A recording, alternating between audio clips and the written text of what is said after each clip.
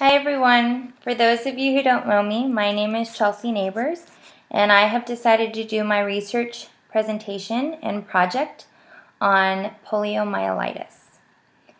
Poliomyelitis is an enterovirus from the Picanera family and is more commonly known as polio. It has 3 different strains, each of which are divided by their antigen. These viruses tend to be between 27 and 30 nanometers in size, and they are enveloped viruses that contain a capsid which encloses a single-stranded positive RNA genome. And this genome tends to be about 7,500 nucleotides long. Now, in terms of transmission, the virus itself lives in the throat or intestines of an infected individual. And the way it's transferred from person to person is through contact of an infected individual's stool, or even from droplets from their sneezes or coughs, and even has the capability of contaminating food and water. Once the virus is injected, cells replicate in the throat and small intestines, ultimately infect the lymph nodes, and enter the bloodstream. And in some cases, it progresses and infects the neurons of the central nervous system, ultimately resulting in paralysis. Now, while a lot of people don't present symptoms from the poliovirus, those who do suffer from fever, fatigue, nausea, headache, flu-like symptoms, stiff neck and back, pain in the limbs, and even some become paralyzed. The hallmark symptom of this disease is this rapid development of paralysis or muscle weakness. And as you can see in the picture, we see the commonly weakened muscles from the poliovirus. These include a lot of the muscles in the legs and the arms, the extremities, even the fingers, specifically the thumbs. And those who suffered from muscle weakness in the back and upper extremity parts even eventually developed breathing issues.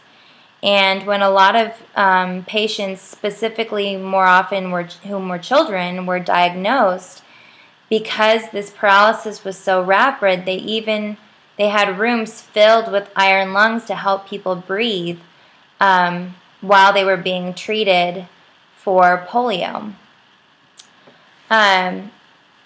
One of the most interesting and amazing aspects of polio, in my opinion, was this drive to find a vaccine to cure it and to make it go away.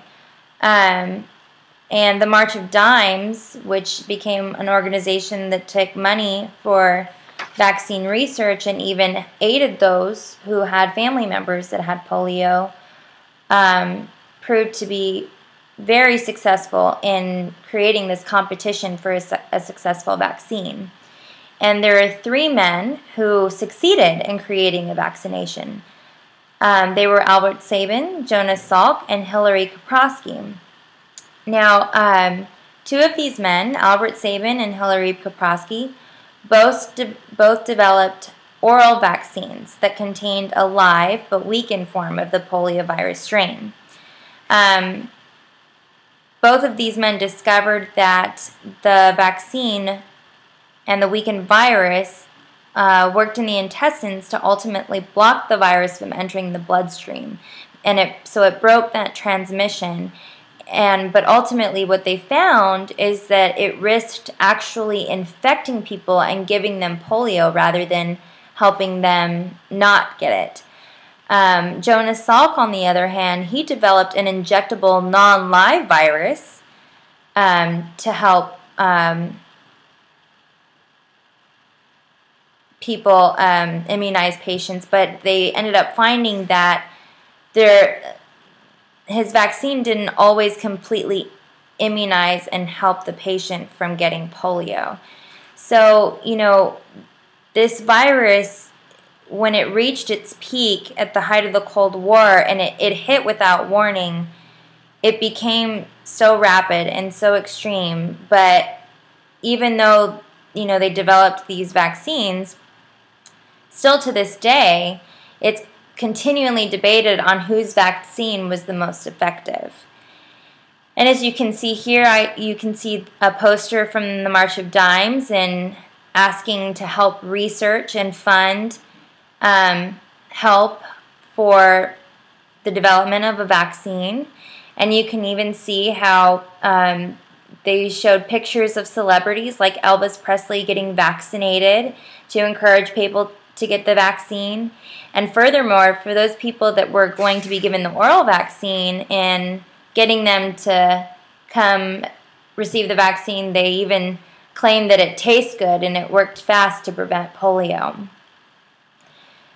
So, sadly, there is no treatment that's available for polio, and those that resulted in paralysis, their symptoms are simply managed, and it can take anywhere up to 2 years to really even recover if they survived from having the polio virus. But amazingly, we can say that many countries are now certified polio-free, including the United States. And the last case of naturally induced polio occurred in 1979. And the most recent case of vaccine-induced polio actually occurred in 2001. But polio really is only currently seen in countries in Africa and Asia. So while this is a very big summary of a lot of information in terms of how it was discovered and the successfulness of vaccines, I really hope you enjoyed hearing the interesting aspects of these 3 men.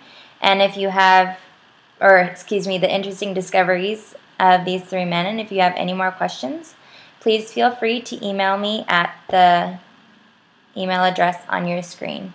Thank you so much, and I look forward to hearing the rest of y'all's presentations.